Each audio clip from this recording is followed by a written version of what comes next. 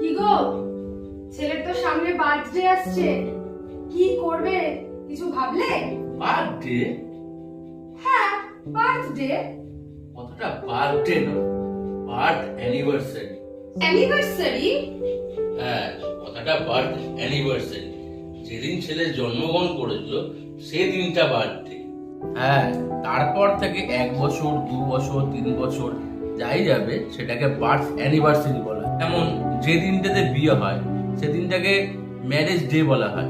তারপর থেকে 1 বছর 2 বছর 3 বছর যত বছরই যাক ওটাকে বলা হয় ম্যারেজ অ্যানিভার্সারি। বুঝলে? বুঝেছি। এটা তো আমার মতন অনেকেই জানে না। এবার কিন্তু কেউ বার্থডে বললে তার ভুলটা সংশোধন করে দিতে হবে। বলতে হবে ওটা বার্থডে নয়, বার্থ অ্যানিভার্সারি। এবং সঠিক জিনিসটা ছেলেকেও শেখাতে হবে।